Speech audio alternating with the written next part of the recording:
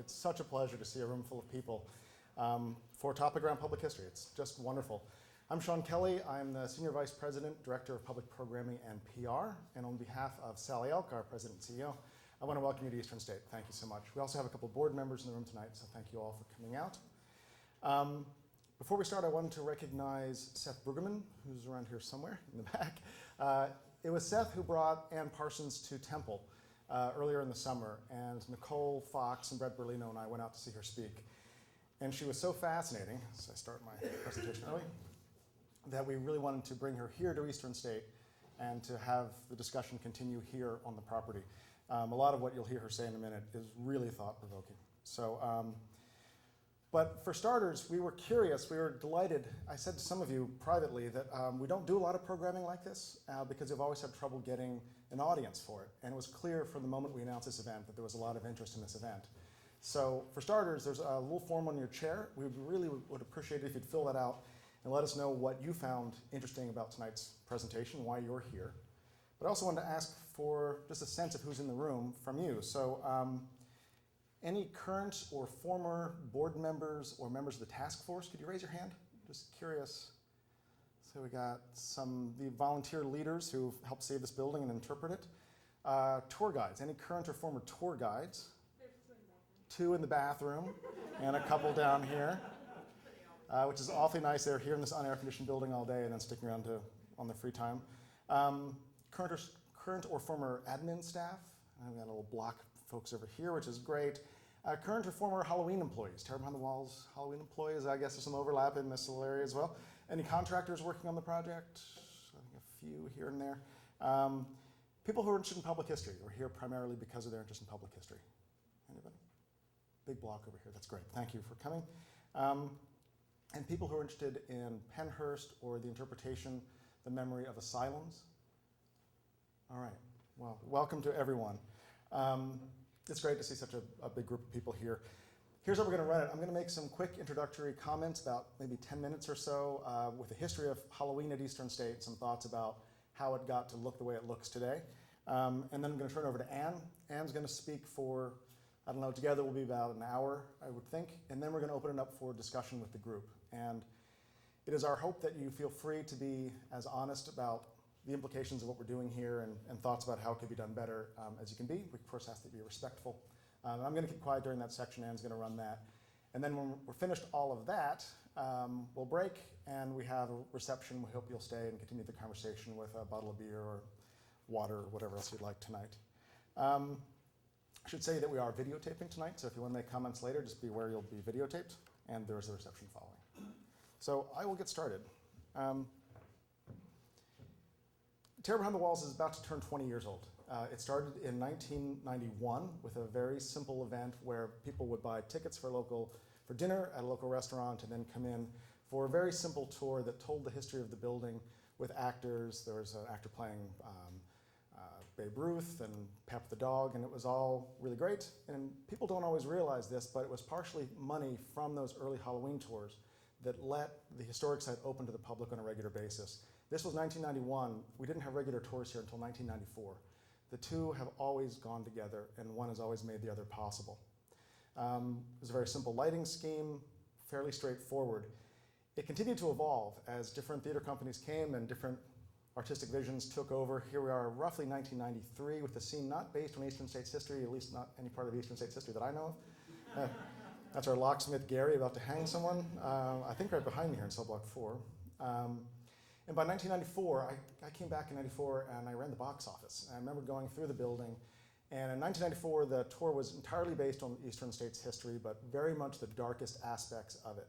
And so there was a scene of a woman crying because she'd been raped, based on a woman who alleged that she was raped by an officer here. This was a scene of an inmate literally climbing the walls because he was being locked in solitary confinement by these Quakers. And I particularly remember out on a rooftop in the front courtyard, an actor playing an inmate based on a real story, killing himself by cutting his wrists. And the actor had condoms filled with fake blood in his wrists so that this blood would go splattering out. And I'm sure I wasn't alone looking at that and thinking that there was really something not quite right about telling this building story in that way. Although you could argue the point. we started changing it in the mid-90s. And so this was one iteration of it, where we wrote a series of ghost stories based on, all fake, based on the building in its current shape. So it was like serial killers were hiding inside of the abandoned prison. And one year we had just plain old storytellers who just came in and just told stories. There was no costuming, no theatrical lighting. People hated these tours. I can't even express to you how much they hated these tours. And I remember saying at one point to Sally, who's now our president, but at the time was I guess the chair of the volunteer committee through the Pennsylvania Prison Society. In fact, I even wrote a memo saying that the event should go on event probation because it was not raising enough money. It wasn't interpreting the building's history. It was sensationalizing the history, making no money. I was the only employee at the time and I was taking up all of my time throughout the late summer and the fall, and people hated it. And so it just didn't seem to make any sense. So in 1997, we renamed the event Terror Behind the Walls, specifically to separate it from the building's history. Come on in. Plenty of room down in front. That's okay. And built it more, and here's the way the graphics changed over time, of course. I should mention, by the way, to please turn off your cell phones. I meant to mention that earlier. So it changed, and it slowly began to drift back towards a prison theme. And this process has continued without, sort of organically. So there are inmates in Terror Behind the Walls these days. There are, this is an old press photograph. There are inmates, there are officers. This is a very ill-conceived, I wanted to really get the dirty laundry out there. I'm not sure we ever used this image, but the photograph was taken, so it's worth acknowledging that this is how misguided we got it at one point or another. But we've been drifting back, and here's the way the PR, the images look today. It has drifted back and has gotten to be, thanks. But it's not Eastern State Penitentiary. It's called Terror Behind the Walls specifically to make it clear that it's not Eastern State Penitentiary. We do have a section that's the 3D section, like most haunted houses, that has nothing to do with the prison's history. Visitors love it. And we have a section that is supposed to recreate the experience of exploring the building at night. But over the years, by hiring some great staff, I should acknowledge, by the way, Jason Olson, who's here, who designs and builds really a modern haunted house with all the hidden corridors and things that can drop down and all the tricks of the trade that would let us really run a modern haunted house. So the last section of Terror Behind the Walls sort of tries to recreate the experience of walking through the building today with a flashlight. There's Jason himself, as a matter of fact. But we do create, this is a press shot from last year, so we definitely trade on these images of scary inmates. Here's a press shot from a couple years back. Scary nurse. The costumes are sometimes inspired by the costumes of the original. These are real officers in front of Eastern State, and there's a press shot from last year. But they're not exact, and you can't tell, but he actually has a patch on his right shoulder. And the patch evokes the sense of the state patch, but it doesn't say State of Pennsylvania or Eastern State Penitentiary. It says Terror Behind the Walls. Real work crew, our work crew. You see the stripes are different. It's not like it's exact, but the real crew, by the way, is on the left, just to be clear. We train our staff, I think, pretty well. We tell them that they're not ever to describe the building as being Eastern State Penitentiary. They're not allowed to make any references to sexuality or rape or prison violence. We're probably the only haunted house in America that doesn't have an electric chair scene. Because we think that that is going too far and really cheapening the message that we try so hard during the day to express. And we put these gargoyles in the front of the building, as Jason and his crew up there putting our gargoyles on, which for a long time I really felt conflicted by. The building is a National Historic Landmark. I've actually grown to think that it's a really nice way to signify that you're not really at Eastern State, that you're somewhere else. It's like the building itself is wearing, glasses and a fake nose or something, a mustache. So it's signaling that something else is different. Today, Terror Behind the Walls has about 200 employees a night. We think that it is the most popular event of its kind in the United States. It is phenomenally successful. And I wanted to tell you a little bit about what it pays for. It pays for things like, this is an original John Haviland cell block 6 here, that needed temporary emergency roofing at a cost of $130,000 from Terror Behind the Walls, paid for. The roof directly over your head right now. The rotunda roof and the links that connect it was supported by $70,000 of Terror Behind the Walls money.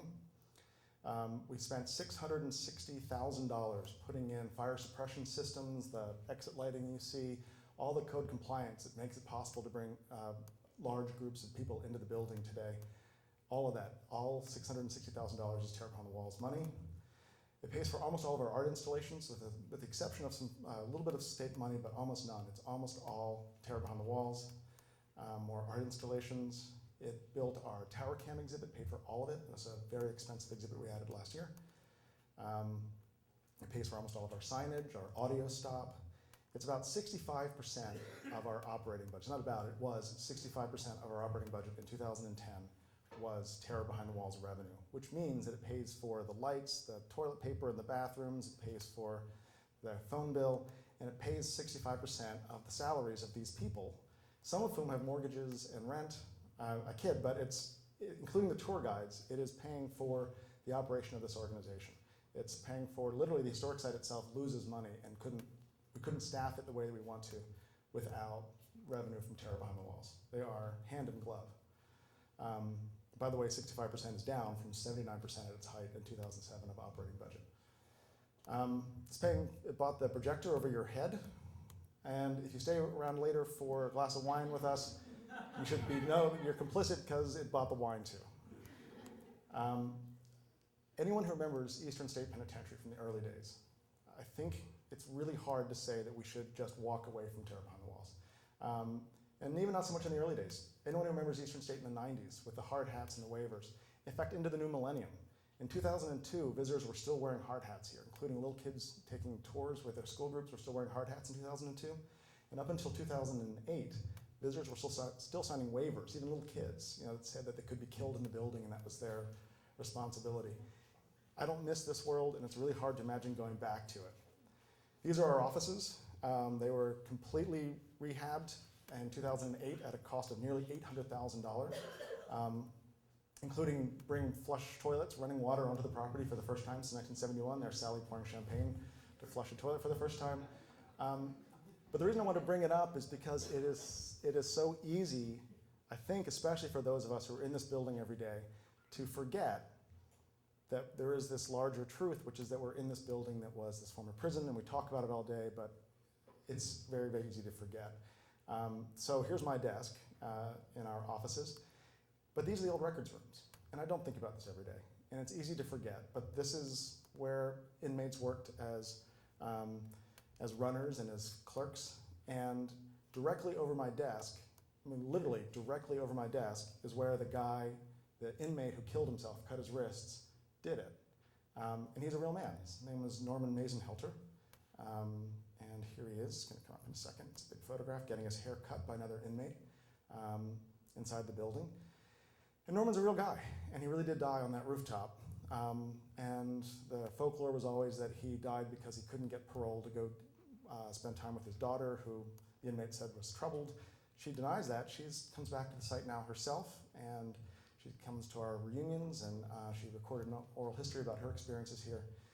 And the connection to these people is just very easy to forget, and that is why we're here tonight, and that's why Anne's presentation at Temple was so powerful to us. And I think that we do, for that matter, I was going to point out, I mean, how many of us 30 seconds ago were thinking about the fact that we're in a room that is part of a prison, a surveillance hub, and has actually been used for this purpose before, historically, sometime in the 1950s, here, this photograph. So they were real people, and we do our best to try to tell a complex and memorable story with our daytime tours. I think we do a pretty good job. We're in the process of trying to rethink all the ways that we talk to our visitors about this building's history. There's some people here who are part of that process now. Really our first major rethink of that. But I think we're doing a fairly good job as it is. But we do it at the expense of sort of cheapening the public memory of this building. And the day that we start saying there's no conflict between the one and the other is the day I think we really walked away from our responsibility to be custodians. We printed 2.3 million, I think, of these coupons and scattered them all over the world. And what that does to people's impression of Eastern State, you can call it Terror Behind the Walls, but there's no question that these two images are just very different impressions of what this building was and why you'd want to come visit it. And it's complex. There's no easy answer, but we do welcome the discussion. What's the difference between this image, oops, I had another one, and this? You know, it's, to me, or to us, I think it's not a question of yes or no, do we do Terror Behind the Walls, do we not? In some ways, Terror Behind the Walls is the organization. I mean, it's almost unimaginable to think about moving forward without doing it. But it doesn't mean we can't look at how we do it and see if we can do it better and be more sensitive to it, whether it's this image or this, or what we're actually saying through the event. So, you know, we owe it to ourselves as professionals and as the volunteer leaders here in the room, our board of directors, to take this seriously. We owe it certainly to the men and women who were held here against their will, many of them for decades, over 1,000 of whom died inside the building. And most of all, we owe it to our community, our visitors, and to the larger community. This building belongs to the city of Philadelphia. It's licensed out to our nonprofit for $1 a year with the expectation that we're going to be telling these stories responsibly. And all of the money that we raise with Terror Behind the Walls is non-taxed, and it's not taxed because that we're supposed to be doing good things with it. And so we welcome your input on how we could be doing better.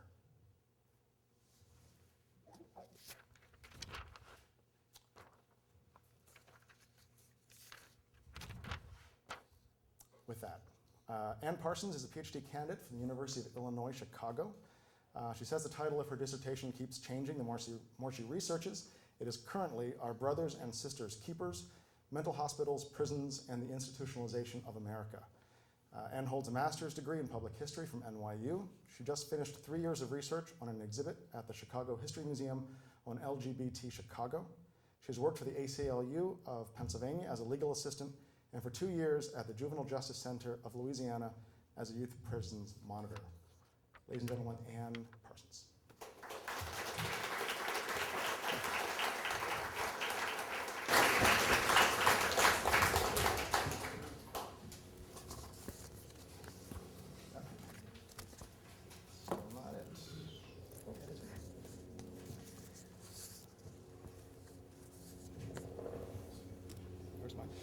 This is mine.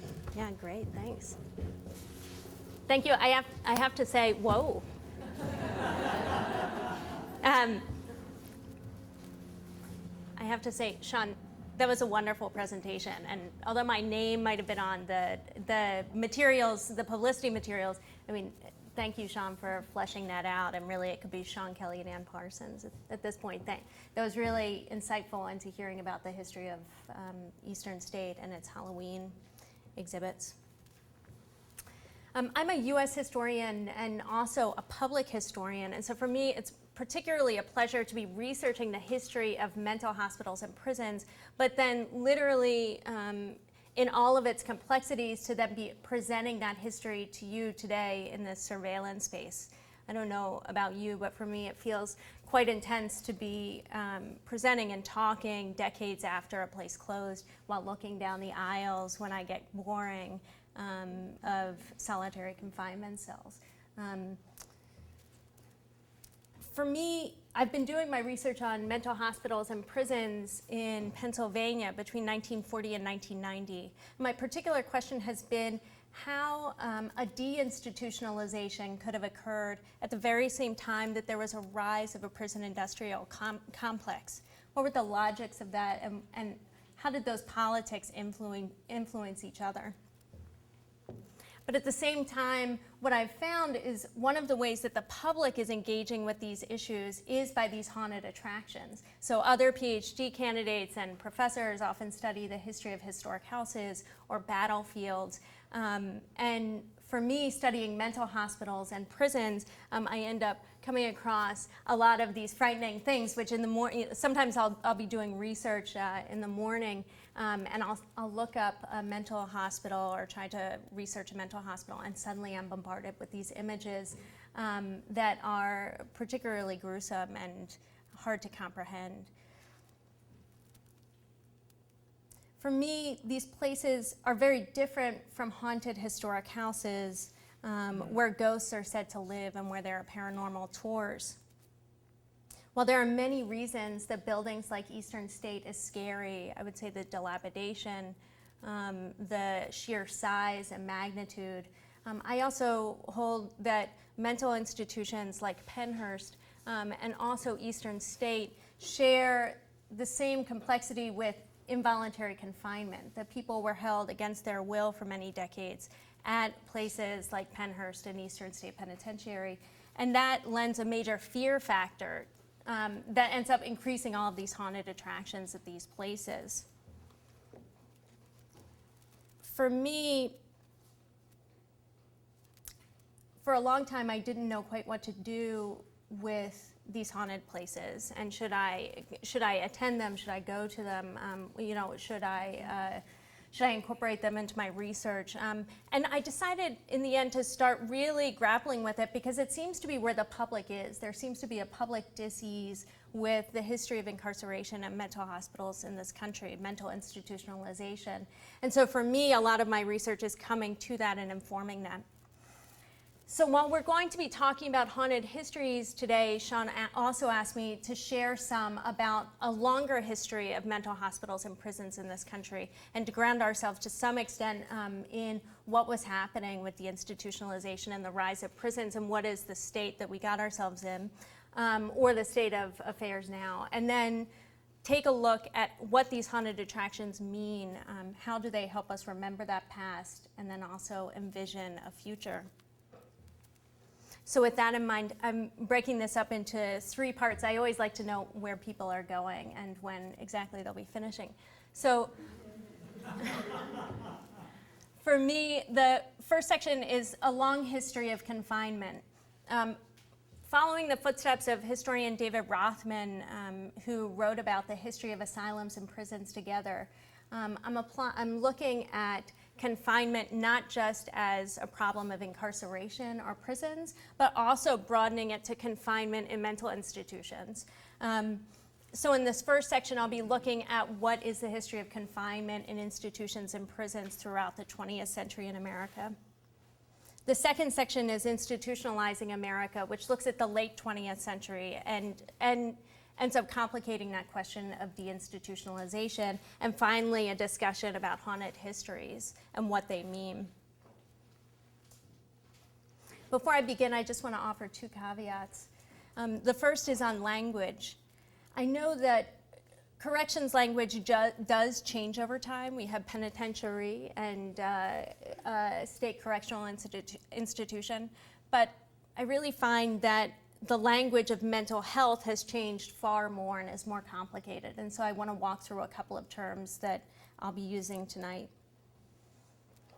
The first term is insane asylum, or sometimes lunatic asylum, which was used, I think, the 18th, 19th, and early 20th centuries, the word asylum. And for now, a lot of places like Pennhurst or other places across the country, there are these reenacted asylums. But the original intent of the word was asylum as in place of refuge, a place that was away from industrializing society, where people could go often in rural areas, be rehabilitated, and then return to society. And I want to introduce that because that word appears, but I want us to have some understanding of what it means. In the 20th century, for much of the 20th century, the terms were mental hospital and mental patients were often used. Those were seen as far more modern terms than the word asylum at the time. And so I end up using that particularly the word mental hospital, because I look at the 20th century. State schools, such as the Pennhurst State School, was a term used for also much of the 20th century, which meant an institution for people with intellectual or developmental disabilities. Today, the words are psychiatric hospitals and developmental centers. So as you can see, although the language of corrections has changed a lot and Eastern State has changed a lot, the language of mental health is constantly changing. My second caveat is that I don't consider these places the same. I had a great aunt who was institutionalized in a developmental center for 40 years. And so for me, when I speak of confinement, I recognize that it's not the same as a prison. Her experiences were not the same as a person who was imprisoned. Oh, thank you. But at the same time, I do think that the process of involuntary confinement and not being able to leave a place ends up making a lot of comparisons to between hospitals and prisons. So I just want to offer that caveat that I'm not trying to link these places totally together. And so with that said, the first section, the long history of confinement in America. For many years, many people with intellectual and psychiatric disabilities were stigmatized and associated with delinquency and/or danger. Many people with mental health issues did not have criminal backgrounds, did not actually break major laws, and they also didn't have delinquent propensities. But even still, in the 19th and early 20th century, women with intellectual disabilities were seen as much more likely to be promiscuous and much more likely to be prostitutes. And men were seen as more likely to become criminals or break the law because of their intellectual deficiencies. This is, again, the early 20th century.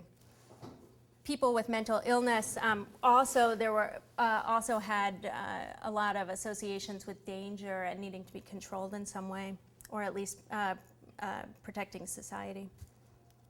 The other thing that's often not as known, and this is coming out of the work of disability historians, is that there were a lot of eugenics concerns and concerns around race that were embedded in mental health.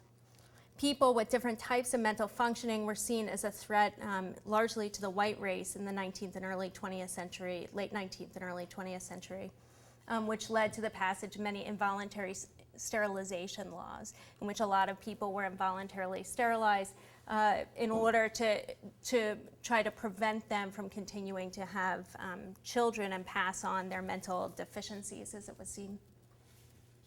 So what does that mean? To me, what that means is that mental hospitals and state schools in the early 20th century were really places with twin intentions, both to provide care for people and also to protect society. That was a core piece of it.